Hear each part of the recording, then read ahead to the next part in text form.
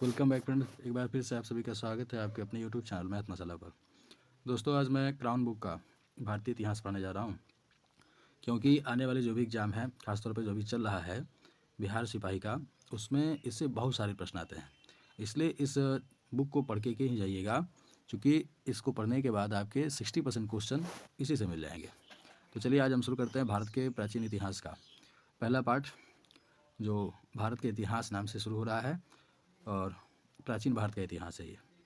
देखिए, पहले इसमें क्या कहा गया है उसको हम पहले समझेंगे एक एक करके। जैसे यहाँ दिया हुआ है, प्राचीन समाज एवं संस्कृति आज जिस स्थिति में है उसके संदर्भ में भारत में किसी अतीत का अध्ययन विशेष महत्व रखता है, क्योंकि वर्तमान भारत की जड़ें अतीत से जुड़ी हुई है। अतीत में जो हुआ है, अतीत में हुआ विकास ही क्रमिक रूप से चलता हुआ आज के युग तक आ पहुंचा है। ऐसी स्थिति में अपने अतीत को ठीक से समझना आवश्यक है। इतिहास जानने के लिए स्रोतों की जरूरत पड़ती है, जिनके अध्ययन से अतीत के बारे में जाना जा सकता है। प्राचीन भारत के इतिहास के अध्ययन में हम पता लगा सकेंगे सामान्य स्थिति की जड़ें कहाँ हैं। इससे हम यह भी जान सकेंगे कि भारतीय समाज का विकास कब और कहाँ और कैसे हुआ है। यानी मूल रूप से देखा जाए तो इसमें जो है हम भारतीय इतिहास के स्रोत के विषय में पढ़ेंगे, ठीक है, जिससे हमको पता चलेगा कि भारतीय इतिहास की शुरुआत कहाँ से हुई है, उसके कौन कौन से स्रोत हैं, कौन कौन से आवश्यक तत्वों को हमको समझना होगा, वो सारा बात इसमें हम लोग समझेंगे। जैसे शुरू होता है यहाँ से, प्राचीन भारत के इतिहास के स्रोत। इसको ध्यान से देखिएगा, ऊपर वाला कुछ विशेष नहीं था लेकिन ये जरूरी है। देखिए, दिया हुआ है कि प्राचीन भारत के इतिहास के स्रोतों को 4 भागों में बांटा जा सकता है। कितने भागों में? 4 भागों में बांटा जा सकता है। देखिए, यहाँ स्रोत का डायग्राम बना हुआ है। पहला धर्म ग्रंथ, दूसरा है विदेशियों द्वारा विवरण, तीसरा है ऐतिहासिक ग्रंथ, चौथा है पुरातात्विक स्रोत। देखिए, अब हम यहाँ धार्मिक ग्रंथ स्रोतों के विषय में देखेंगे। कह रहा ब्राह्मण साहित्य। ब्राह्मण साहित्य में अगर देखा जाए तो ऋग्वेद, सामवेद, अथर्ववेद, ब्राह्मणक, आर्यनक, उपनिषद, महाभारत, उसके बाद रामायण, पुराण आदि आते हैं। यानी ब्राह्मण ग्रंथ में कौन से आएंगे? ऋग्वेद, सामवेद, यजुर्वेद, अथर्ववेद, ब्राह्मण, आर्यनक, उपनिषद, महाभारत और रामायण, पुराण इत्यादि आएंगे। दूसरा बौद्ध साहित्य। बौद्ध साहित्य में देखेंगे विनय पिटक, सूत पिटक, अभिधम पिटक, महावंश, दीपवंश, ललित विस्तार, दिव्यावादन, बुद्ध चरित्र जिसके लेखक अश्वघोष हैं, महाविवास है जिसके लेखक वासुमित्र हैं, जातक आदि हैं। उसके बाद जैन ग्रंथों में देखेंगे तो कल्पसूत्र, भगवती सूत्र, अचरांग सूत्र आदि हैं। देखिए, इसमें विशेष बात याद रखना है कि कौन किस सूत्र से आते हैं। तो हमको ये चारों वेद का नाम पहले याद रखना होगा। उसके बाद महाभारत, रामायण, पुराण और उपनिषद, ये सभी जो है ब्राह्मण साहित्य हैं। बौद्ध साहित्य में विनय पिटक, सुत पिटक, अभिधम पिटक, यानी जितने पिटक हैं वो सभी आएंगे इसमें, यानी बौद्ध साहित्य में आएंगे। इसके अलावा दीपवंश और दिव्यावादन भी याद रखना है, लेकिन विशेष तौर पर प्रश्न जो है इसी से बनते हैं। विनय पिटक और सूत पिटक, अभिधम पिटक से बनते हैं। उसके बाद जैन ग्रंथों में कल्पसूत्र, भगवती सूत्र और अचरांग सूत्र, यानी जितने सूत्र वाले हैं वो जैन ग्रंथ में जाएंगे और जितने पिटक वाले हैं बौद्ध साहित्य में जाएंगे। बाकी तो ब्राह्मण साहित्य का नाम आप पहले से सुने होंगे, ऋग्वेद, यजुर्वेद, सामवेद, अथर्ववेद, इसके अलावा महाभारत, पुराण और उपनिषद हैं। ठीक है, और आगे देखते हैं, ऐतिहासिक स्रोतों को समझेंगे। ऐतिहासिक स्रोतों को देखें, जिसमें ऐतिहासिक स्रोतों का जो ऐतिहासिक स्रोत में आता है ये राजतरंगिणी का जो पुस्तक है, राजतरंगिणी एक पुस्तक है। राजतरंगिणी एक पुस्तक है जिसके लेखक कलहण है। कौन है? कलहण।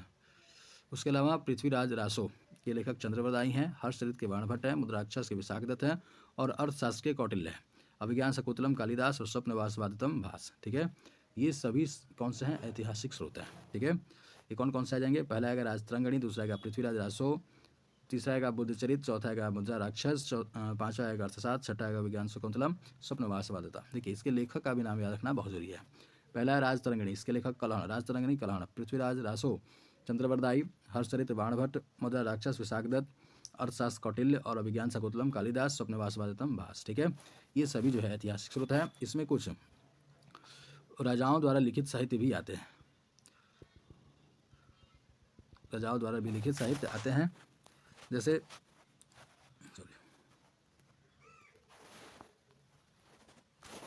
जैसे जैसे हाल भी ग्रंथ है जिसके लेखक जो है सातवाहन कुल के लोग रहे हैं और उसके बाद आता है गाथा हाल जो है सातवाहन के राजा हैं, उनके द्वारा लिखा गया गाथा सप्तशती। महेंद्र वर्मन पल्लव वंश के थे, इनके द्वारा मतविलास प्रहसन लिखा गया है। यानी हाल एक राजा का नाम है जो किस वंश से होंगे, तो सातवाहन से होंगे। उनके द्वारा किताब लिखा गया, उसका नाम है गाथा सप्तशती। ठीक है, महेंद्र वर्मन जो पल्लव वंश के हैं, उनकी किताब का नाम है मतविलास प्रहसन। ठीक है, अब आते हैं कुछ और भी स्रोत हैं, जैसे हर्षवर्धन के द्वारा लिखा गया है, हर्षवर्धन के द्वारा लिखा गया है रत्नावली नागानंद प्रियदर्शिका। ठीक है, इनका नाम तो प्रमुख रूप से याद रखना ही पड़ेगा। जैसे हर्षवर्धन के द्वारा कौन कौन सा पुस्तक लिखा गया है, रत्नावली, नागानंद और प्रियदर्शिका। ठीक है, ये 3 पुस्तक का नाम याद रखना। उसके बाद सोमेश्वर चालुक्य वंश के थे, मनोल्लास इनकी किताब का नाम है। सोमेश्वर चालुक्य वंश के थे और इनकी किताब का नाम है मनोल्लास। ठीक है, तो इस तरह से याद रखना है कि जो धार्मिक साहित्य हैं, धार्मिक ग्रंथ स्रोत हैं, उसमें वेद आते हैं, पुराण आते हैं, महाभारत आते हैं, बौद्ध में जितने पीटक हैं वो आते हैं। जैन सूत्र में कौन आएंगे, जैन सूत्र में कल्पसूत्र, भगवती सूत्र, यानी जितने सूत्र हैं वो आएंगे। ऐतिहासिक स्रोत में देखा जाए तो राजतरंगिणी के द्वारा राजतरंगिणी आएगा, पृथ्वीराज रासो किताब आएगा, हर्षचरित्र आएगा, मदर राक्षस आएगा, अर्थशास्त्र आएगा, विज्ञान शकुंतलम आएगा और स्वप्नवास्तवता आएगा। राजाओं द्वारा जो लिखी हुआ किताब है उसमें आएगा गाथा सप्तशती, मतविलास प्रहसन। उसके बाद हम देखें तो यहाँ जो एक और राजा हैं, प्रमुख राजा हैं भारत के, उनका नाम हर्षवर्धन है। उनके द्वारा जो किताब लिखा गया इसको प्रमुख रूप से याद रखना ही है। कौन कौन है, रत्नावली, नागानंद, प्रियदर्शिका और मनोल्लास। अब आते हैं साहित्यिक स्रोत ग्रंथ के प्रमुख तथ्य। अब ग्रंथों के बारे में क्या क्या बात दिया गया है उसको हम थोड़ा समझेंगे। जैसे देखिए यहाँ दिया गया राजतरंगिणी, जो संस्कृत भाषा में, राजतरंगिणी किस भाषा में है, संस्कृत भाषा में है। पहली बार ऐतिहासिकता की झलक इसी ग्रंथ से मिलती है। ऐतिहासिकता ग्रंथ कहाँ से मिलती है, राजतरंगिणी से मिलती है, जो भाषा संस्कृत में है। महावंश और दीपवंश, महावंश और दीपवंश बौद्ध ग्रंथ है, पीछे हम लोग देखे थे, जिसमें दक्षिण बौद्ध मत के ग्रंथ है। यह दक्षिण मत का ग्रंथ है, ध्यान रखिएगा। महावंश और दीपवंश क्या है, पहले तो बौद्ध ग्रंथ है, और किस मत का है, तो दक्षिण बौद्ध मत का ये ग्रंथ है। ललित विस्तार, ये भी बौद्ध ग्रंथ है, जिसकी रचना नेपाल में हुई है। ये याद रखिएगा, हम लोग का पड़ोसी देश है नेपाल। तो इस तरह से एग्जाम की दृष्टि से महत्वपूर्ण हो जाता है कि इसमें कौन सी किताब लिखे गए हैं, तो हो जाएगा ललित विस्तार, ये बौद्ध ग्रंथ है। उसके बाद अगर पाणिनि ने अष्टाध्यायी की रचना की है, पाणिनि ने अष्टाध्यायी की रचना की है, और इसमें मौर्य काल के सामाजिक जीवन का वृतांत मिलता है, इसमें मौर्य काल के सामाजिक जीवन का वृतांत मिलता है। उसके बाद हम आते हैं पतंजलि। पतंजलि के द्वारा, पतंजलि ने महाभाष्य की रचना की, जो कि पाणिनि के अष्टाध्यायी पर आधारित है। ध्यान रखिएगा, पतंजलि ने महाभाष्य की रचना की है, जो किस पर आधारित है, अष्टाध्यायी पर आधारित है। ठीक है, उसके बाद हर्ष के दरबारी कवि वाण भट्ट ने हर्षचरित्र के रूप में की है। हर्ष के दरबारी कवि वाण हर्षचरित्र की रचना की है, ध्यान रखिएगा। यानी वाण भट्ट के द्वारा इसकी रचना की गई है, तो हर्षचरित्र की रचना की गई है। अर्थशास्त्र जो कौटिल्य, अर्थशास्त्र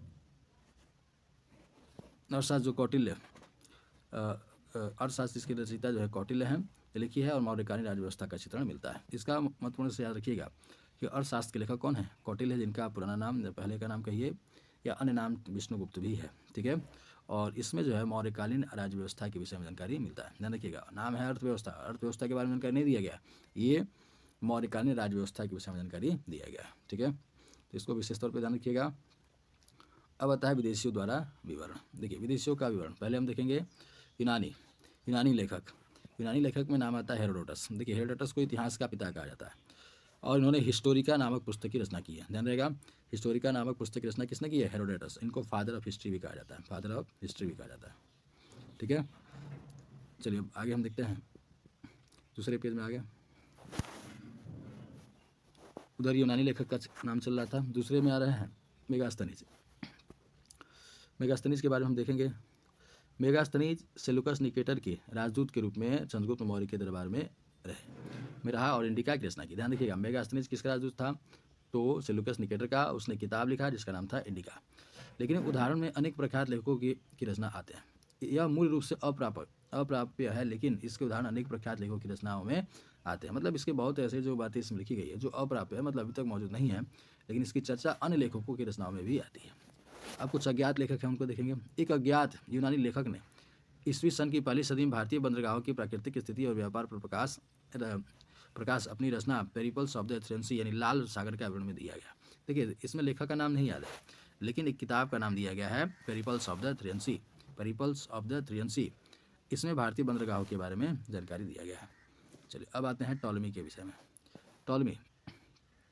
टॉलमी की ज्योग्राफी 150 ईस्वी के आसपास प्राचीन भारत भूगोल एवं वाणिज्य की जानकारी देता है। यानी टॉलमी की पुस्तक का नाम है ज्योग्राफी, जो 150वीं ईस्वी में आया था। इसको याद रखने की आवश्यकता नहीं है, बस याद रखिएगा टॉलमी के द्वारा लिखा गया पुस्तक ज्योग्राफी है, और उसमें भारतीय भूगोल, प्राचीन भूगोल और वाणिज्य की जानकारी मिलती है। प्राचीन भूगोल और वाणिज्य की जानकारी मिलती है। देखिए अब आते हैं स्ट्रोबो के पास। स्ट्रोबो ने मेगास्थनीज के विवरणों को काल्पनिक बताया। देखिए तो अलग ही बात कह दिया। स्ट्रोबो ने मेगास्थनीज की बातों को क्या काल्पनिक बताया, मतलब वो धरती पर एग्जिस्ट ही नहीं करता है। देखिए अब आते हैं रोमन लेखक के पास। रोमन लेखक में आते हैं पिलानी। पिलानी को नेचुरल हिस्टोरिका पिलानी की नेचुरलिस्ट हिस्टोरिका भारत और इटली के बीच होने वाले व्यापारिक संबंधों की जानकारी देता है। किसके? पिलानी की पुस्तक का नाम है नेचुरलिस्ट हिस्टोरिका। किसके बारे में जानकारी देता है? भारत और इटली के बीच व्यापारिक संबंधों की जानकारी देता है। अब आते हैं चीनी विवरण के पास।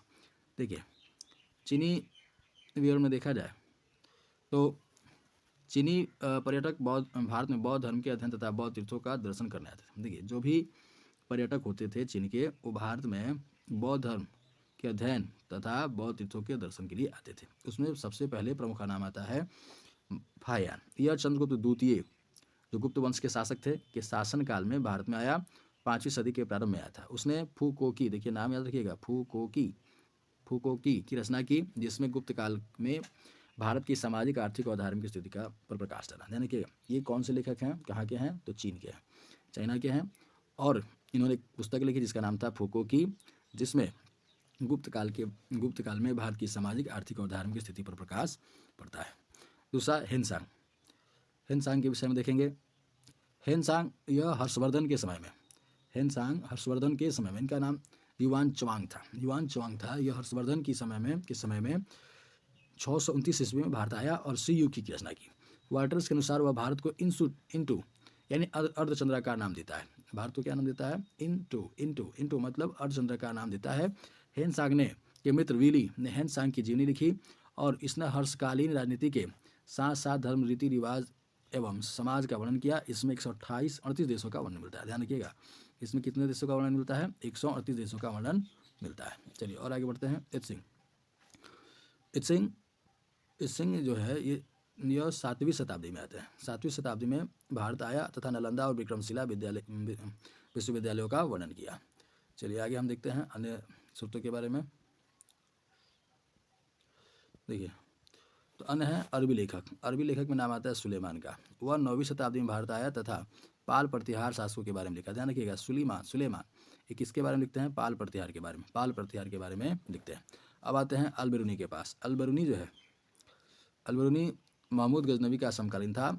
ने तहकीक हिंद किताब का नाम याद रखिए, तहकीक हिंद, और किसका समकालीन था? गजनवी, यानी गजनवी के साथ ही भारत में आया था। तहकीक हिंद, जिसका अन्य नाम किताबुल हिंद है, की रचना की, जिसमें भारत के निवासियों की दशा पर वर्णन मिलता है। ये बहुत बड़ी किताब है अलबरूनी की। अलबरूनी का जो किताब उसका नाम याद रखिएगा, तहकीक हिंद या किताबुल हिंद, जिसमें भारत के निवासियों की दशा पर वर्णन किया गया है। चलिए अब आगे आते हैं प्रतात्विक स्रोतों में। प्रतात्विक स्रोतों में अभिलेख, सिक्के, मुहर, मूर्तियाँ, चित्रकला, भौतिक अवशेष, मृदभांड, आभूषण आदि आते हैं। देखिए जितने भी खुदाई से प्राप्त होने वाली चीज़ हैं उन सबको हम लोग प्रतात्विक स्रोतों में शामिल करते हैं। इसके अलावा स्मारकों को भी शामिल किया जाता है, अभिलेखों को शामिल किया जाता है, मूर्तियों को भी शामिल किया जाता है। ये सभी जो है प्रतात्विक स्रोत हैं। अभिलेख, देखिए अभिलेखों के विषय में देखिए, जो लेख प्रस्तर स्तंभों, स्तूपों, चट्टानों और ताम्रपत्रों पर मिलते हैं उन्हें अभिलेख कहते हैं। यानी जो लिखा हुआ चीज़ जो है मोहरों पर, प्रस्तर स्तंभों पर, स्तूपों पर, चट्टानों पर, ताम्रपत्रों पर मिलते हैं उन्हें क्या कहते हैं? अभिलेख। मोहर तो आप जानते ही होंगे, प्रस्तर मतलब कोई बड़ा सा पत्थर का पिंड कहिए, स्तूप कहिए, उसके बाद ताम्रपत्र नाम सुने होंगे, पर जो लिखा हुआ लेख होता है उसी को हम कहते हैं अभिलेख। अब आता है एपिग्राफी अभिलेखों के अध्ययन को पूरा लेखन शास्त्र या एपिग्राफी कहते हैं। यानी सीधी सी बात समझिएगा कि जो एपिग्राफी है वो क्या है? एक तरह से अभिलेखों का अध्ययन। अब आता है पॉलियोग्राफी दस्तावेजों एवं दूसरे अभिलेखों तथा दूसरे प्राचीन दस्तावेजों की पुरानी तिथि, अभिलेखों तथा दूसरे प्राचीन दस्तावेजों की प्राचीन तिथि के अध्ययन को पुरालिपि शास्त्र कहते हैं। देखिए यानी इसमें इसका संबंध जो है वो समय से है। किससे है? समय से। यानी प्राचीन तिथियों के विषय में जो जानकारी देता है उसको पॉलियोग्राफी कहते हैं। न्यूमिस्मेटिक, सिक्कों के अध्ययन को न्यूमिस्मेटिक कहते हैं। या मुद्रा शास्त्र कहते हैं। ये कुछ अन्य इंपॉर्टेंट टर्म थे। अब आगे हम देखते हैं सिक्कों के विषय में। देखिए सिक्कों के विषय में क्या इतिहास है उसको समझेंगे। देखिए भारत के प्राचीन सिक्का पंचमार्क या आहत सिक्के कहलाते थे, यानी प्राचीन सिक्के को हम पंचमार्क या आहत सिक्के कहते थे। प्राचीन में साहित्यों में इन सिक्कों को करसापर्ण कहा गया। देखिए 3 ऑब्जेक्टिव है इसमें। भारत के प्राचीन सिक्के पंचमार्क कहे जाते थे या आहत सिक्के कहे जाते थे, या साहित्यों में उसे करसापर्ण कहा गया। क्या कहा गया? करसापर्ण कहा गया। ठीक है। अब आता है जो पुराने सिक्के चांदी, तांबे, सोने और शीशे के बनते थे। पुराने सिक्के जो थे चांदी के, तांबे के, सोने के और शीशे के बनते थे। आरंभिक काल में आरंभिक सिक्कों में कुछ प्रतीक मिलते थे, पर बाद के सिक्कों पर राजाओं देवताओं के नाम तथा तिथियां उल्लिखित मिलती थी। मतलब कह रहा है कि पहले जो है सिक्कों पर कुछ अलग प्रकार के प्रतीक मिलते थे, उसके बाद से उस पर राजाओं और देवताओं का चित्र मिलना शुरू हो गया। ठीक है। अब आता है कि सोने पे लिखित सिक्के सर्वप्रथम कुषाण राजाओं ने जारी किए। इसको विशेष रूप से याद रखिएगा। सोने के लिखित सिक्के सर्वप्रथम कुषाण शासकों राजाओं ने जारी किया। ठीक है। किसने जारी किया? कुषाण राजाओं ने जारी किया। और आगे आते हैं। देखिए अब बताए गुप्त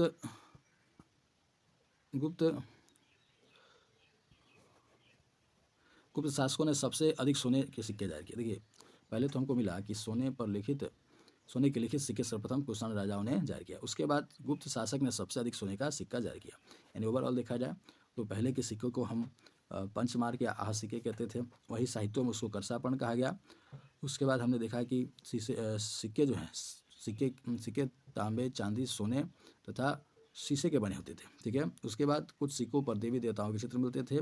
उसके बाद हमने देखा कि सबसे पहले जो है लिखित सोने के सिक्का कुषाण राजाओं ने जारी किया। ठीक है। उसके बाद सबसे अधिक सोने का सिक्का गुप्त शासकों ने जारी किया। दो बात है इसमें। लिखित सिक्का क्या है? लिखित सिक्का, सोने के लिखित सिक्के कुषाण राजाओं ने जारी किया, और सबसे ज़्यादा सिक्का किसने जारी किया? गुप्त राजाओं ने जारी किया है। ठीक है। किसने जारी किया है? गुप्त शासकों ने जारी किया है। उसके बाद हम आते हैं चंद्रगुप्त को सिक्के पर वीणा बजाते हुए दिखाया गया। चंद्रगुप्त, देखिए यही चंद्रगुप्त है जिनको जो है सिक्के पर वीणा बजाते हुए दिखाया गया। अब आप आते हैं अगले पेज में। देखिए अगला पेज जो है, अगला पेज को हम समझे। दिया गया सातवाहनों ने शीशे के सिक्के जारी किए। सातवाहनों ने किसके सिक्के जारी किए? सातवाहनों ने शीशे के सिक्के जारी किए। उसके बाद गुप्त काल में स्वर्ण सिक्कों को दिनार एवं चांदी के सिक्कों को रूपक कहा जाता था। और भी बड़ी बात है, गुप्त काल में सबसे ज़्यादा सिक्का जारी किया गया, और उस टाइम में सोने के सिक्कों को दिनार कहा जाता था और चांदी के सिक्कों को रूपक कहा जाता था। और सातवाहनों ने शीशे के सिक्के जारी किए। अब आता है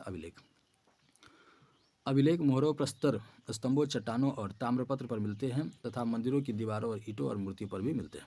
अभिलेख कहाँ मिलता है? मोहर पर, जो पहले हम लोग देखे थे, प्रस्तर, स्तंभों पर, चट्टानों और ताम्रपत्रों पर तथा मंदिरों की दीवारों और ईंटों या मूर्तियों पर भी मिलते हैं।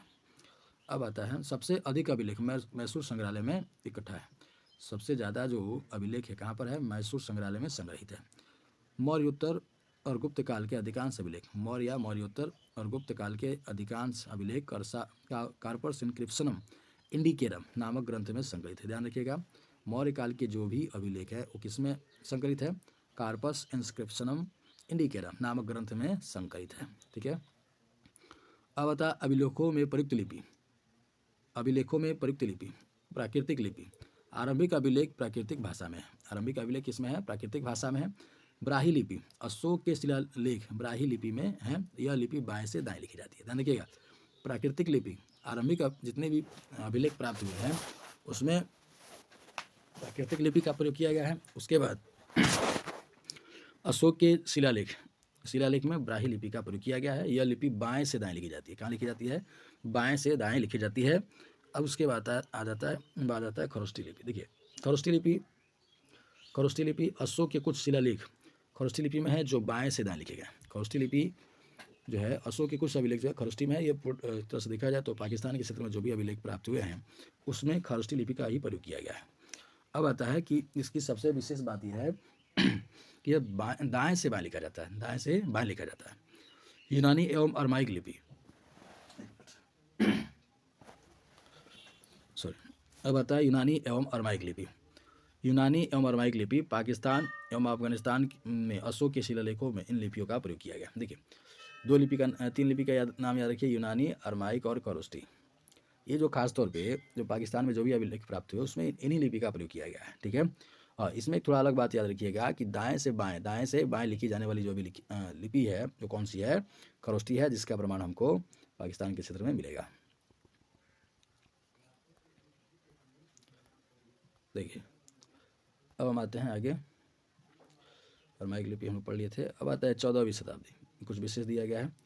14वीं सदी में फिरोज शाह तुगलक को अशोक के 2 शिलालेख मेरठ एवं टोपरा में मिले, जिन्हें दिल्ली लाया गया, और 1837 में जेम्स प्रिंसेप ने इन शिलालेखों की ब्राह्मी लिपि को सर्वप्रथम पढ़ा था। देखिए 14वीं शताब्दी, फिर से देखते हैं। 14वीं सदी में फिरोज शाह तुगलक को अशोक को 14वीं शताब्दी में फिरोज शाह तुगलक को अशोक के 2 शिलालेख मेरठ एवं टोपरा में मिले, जिन्हें दिल्ली लाया गया, और 1837 में जेम्स प्रिंसेप ने इन शिलालेखों की ब्राह्मी लिपि का सर्वप्रथम अध्ययन किया। यानी आप ध्यान रखिएगा कि जो फिरोज शाह तुगलक था उसको कौन कौन सा अभिलेख मिला, मेरठ का और टोपरा का। किसका, मेरठ का और टोपरा का, मेरठ का और टोपरा का मिला। और उस अभिलेख को पढ़ने का सबसे पहला काम 1837 में जेम्स प्रिंसेप ने किया। किसने, जेम्स प्रिंसेप ने किया, और जो कौन सी भाषा में था, लिपि में था, ब्राह्मी लिपि में था, ध्यान रहेगा। यानी अभिलेखों का जो पढ़ने का काम सबसे पहले किसने किया था, जेम्स प्रिंसेप ने किया। कब, 1837 में किया था, ठीक है। अब हम आते हैं और आगे, महत्वपूर्ण अभिलेख। महत्वपूर्ण अभिलेख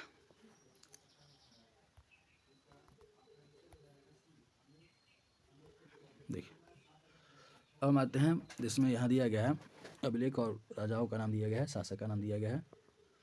जैसे समुद्रगुप्त ने लिखा प्रयाग प्रशस्ति, तो हर हाल में याद रखना पड़ेगा समुद्रगुप्त प्रयाग प्रशस्ति। इसका साक्ष्य जो है नहीं, यानी ये जो मिला है इलाहाबाद मिला। कहाँ मिला है, इलाहाबाद। एक और है एरण अभिलेख, सागर मध्य प्रदेश मिला है। सागर मध्य प्रदेश का एक जिला है, वहाँ पर मिला है एरण।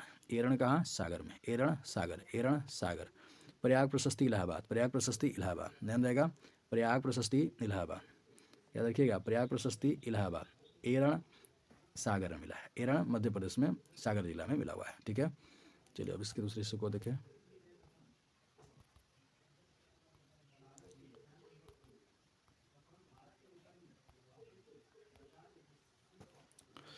देखिए अब आता है अगला, रुद्रदामन।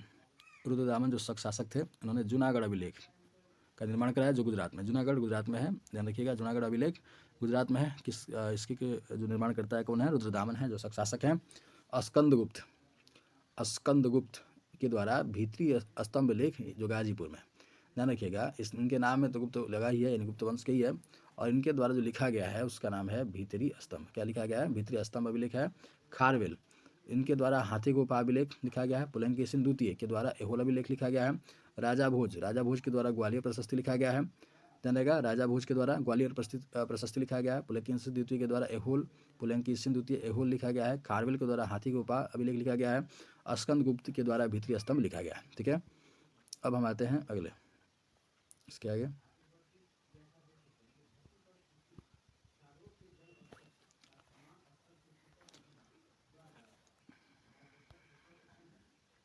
देखिए अब राजा भोज के विषय में देखेंगे।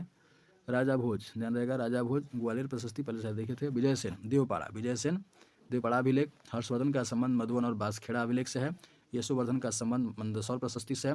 गौतमी बालश्री नासिक। देखिए जितने भी अभिलेख और उससे संबंधित शासक हैं उनका नाम याद रखना है, ठीक है। एक बार और रिपीट करते हैं, गौतमी बालश्री नासिक अभिलेख, और यशोवर्धन के द्वारा मंदसौर, यशो मंदसौर, इससे कोट कीजिए, यशो मंदसौर, सौर आ रहा है इसमें भी, यशो इसमें भी आ रहा है, मंदसौर यशो, यानी यशोधर्मन के द्वारा मंदसौर लिखा गया, निर्माण कराया गया। हर्षवर्धन के द्वारा मधुबन, हर्षवर्धन मधुबन और बांसखेड़ा है। विजय सेन के द्वारा देवपाड़ा भी लिखा है, विजय सेन के द्वारा देवपाड़ा, ठीक है, विजय सेन के द्वारा देवपाड़ा, और राजा भोज के द्वारा ग्वालियर प्रशस्ति की रचना की गई है। और देखते हैं पुलंकेशिन के द्वारा, यही एहोल है, पुलंकेशिन के द्वारा एहोल है, ठीक है, एहोल है, ठीक है। और खारवेल के द्वारा हाथी गोपा अभिलेख है। स्कंदगुप्त के द्वारा भीतरी स्तंभ लेख है, ठीक है। उसके बाद एक और रुद्रदामन के द्वारा जूनागढ़ था, और इधर आप देखे थे कि समुद्रगुप्त के द्वारा प्रयाग प्रशस्ति की रचना की गई थी, ठीक है। यानी अभिलेखों से जो भी इंपॉर्टेंट बात है उसको आप लोगों को याद रखना है, ठीक है। अब हम आते हैं, अब अभिलेखों में जो विशिष्ट तथ्य है उसको हम देखते हैं।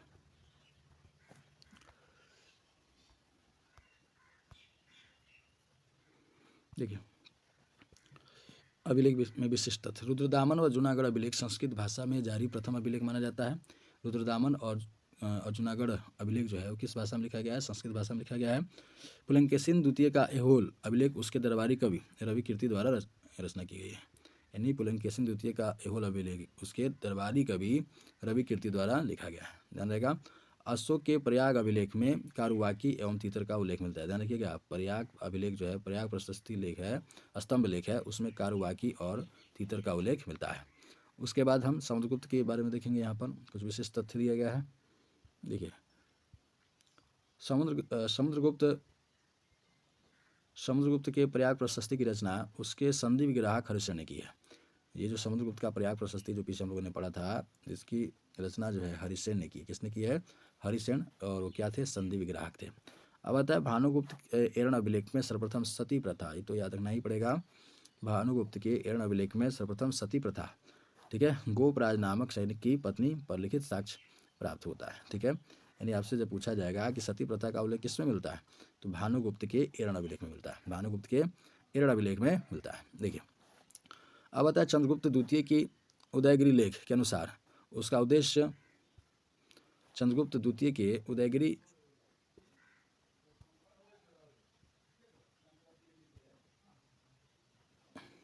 चंद्रगुप्त द्वितीय के उदयगिरी लेख के अनुसार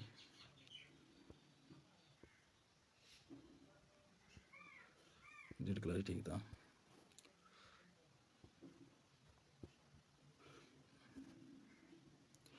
देखिए,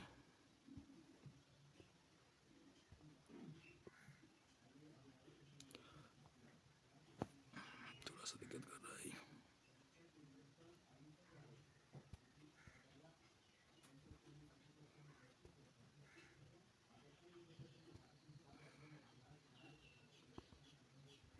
थोड़ा सा पेज कट गया ना।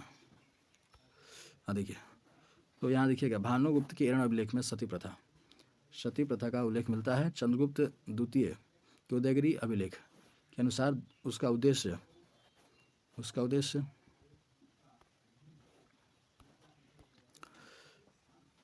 उदयगिरी गुहा लेख के अनुसार उसका उद्देश्य संपूर्ण पृथ्वी को जीतना था। ध्यान रखिएगा, यानी चंद्रगुप्त द्वितीय का जो उदयगिरी अभिलेख था, उदयगिरी अभिलेख के अनुसार उसका उद्देश्य ही था कि पूरे पृथ्वी को जीतना है।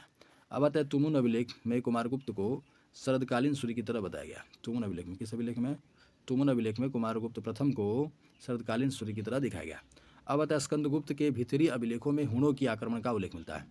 स्कंदगुप्त के भीतरी अभिलेख में हुणों के आक्रमण का उल्लेख मिलता है। मंदसौर अभिलेख में यशोवर्धन को जनेंद्र कहा गया है। यशोवर्धन को क्या कहा गया है? जनेंद्र।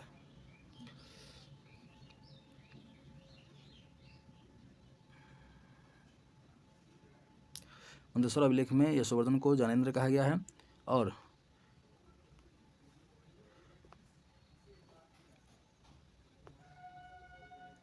देखिए, चंद्रगुप्त द्वितीय के विजयों का वर्णन महरौली के स्तंभ में मिलता है। देखिए, चंद्रगुप्त द्वितीय की विजयों का वर्णन महरौली के स्तंभ अभिलेख में मिलता है।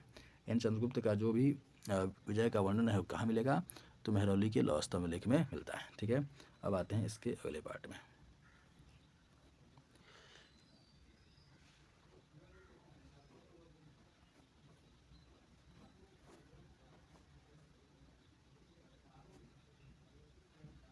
आइए देखते हैं इसमें।